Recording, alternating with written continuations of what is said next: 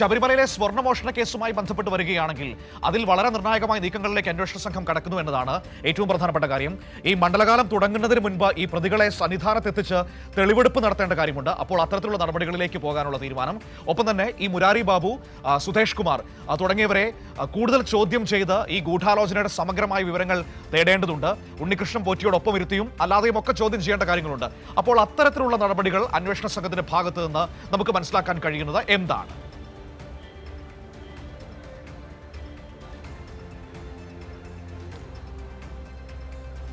മനു, തീർച്ചയായും ഈ പ്രതികൾ ഇപ്പോൾ നിലവിൽ കസ്റ്റഡിയിലാണ് ഉള്ളത്. ഈ മുരാരി ബാബുവിൻ്റെ കസ്റ്റഡി ഉൾപ്പെടെ തിങ്കളാഴ്ച അവസാനിക്കാനിരിക്കുകയാണ്.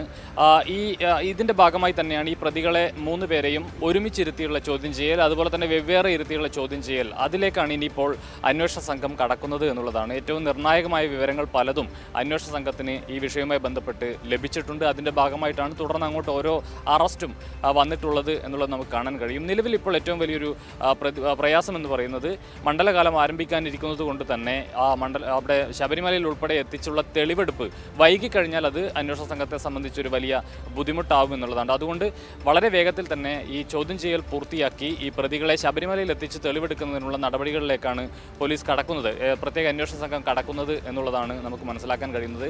നിലവിലിപ്പോൾ ഈ മൊഴികൾ തമ്മിൽ വൈരുദ്ധ്യമുണ്ട്, പലതരത്തിലുള്ള വൈരുദ്ധ്യമുണ്ട്. ആ വൈരുദ്ധ്യങ്ങളിൽ ഒരു വ്യക്തത തേടുക എന്നുള്ളതാണ് ഏറ്റവും പ്രധാനപ്പെട്ട കാര്യം. അതിൽ വ്യക്തത വരുത്തുക എന്നുള്ളതാണ്. പലതരത്തിലുള്ള പ്രശ്നങ്ങൾ ഈ തെളിവെടുപ്പുമായി ബന്ധപ്പെട്ട്, ചോദ്യം ചെയ്യലുമായി ബന്ധപ്പെട്ട, കേസിൻ്റെ അന്വേഷണവുമായി ബന്ധപ്പെട്ട് ഈ അന്വേഷണ സംഘത്തിൻ്റെ മുന്നിലുണ്ട്.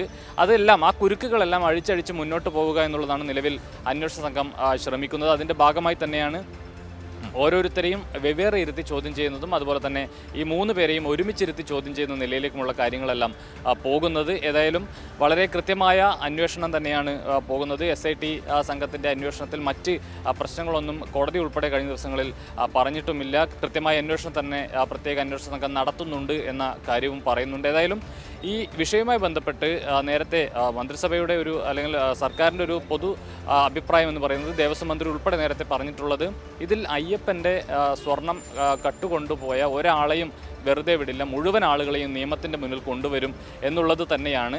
ആ നിലയിൽ തന്നെയാണ് കാര്യങ്ങൾ മുന്നോട്ട് പോകുന്നത്. ആ സമയത്ത് ഇടപെട്ടിട്ടുള്ള അഡ്മിനിസ്ട്രേറ്റീവ് ഓഫീസർ മുരാരി ബാബു ഉൾപ്പെടെയുള്ള ആളുകൾ, സുധീഷ് കുമാർ ഉൾപ്പെടെയുള്ള ആളുകൾ, ആ നിലയിൽ മുഴുവൻ ആളുകളെയും നിയമത്തിൻ്റെ മുന്നിൽ കൊണ്ടുവരുന്നതിന് വേണ്ടിയുള്ള ഇടപെടൽ തന്നെയാണ് അന്വേഷണ സംഘത്തിൻ്റെ ഭാഗത്തു നിന്നും വരുന്നത്. ഏതായാലും ഇനിയിപ്പോൾ മണ്ഡലകാലം ആരംഭിക്കുന്നതിന് മുൻപ് ഈ കേസിൻ്റെ വളരെ നിർണായകമായ ഒരു ഘട്ടത്തിലേക്ക് തെളിവെടുപ്പ് ഉൾപ്പെടെയുള്ള കാര്യങ്ങൾ പൂർത്തിയാക്കാനുള്ളൊരു നീക്കത്തിലാണ് അന്വേഷണ സംഘമുള്ളത്. ശരി, കമലേഷ് തിരുവനന്തപുരത്ത് നിന്ന് നമുക്ക് വിവരങ്ങൾ നൽകിയത്.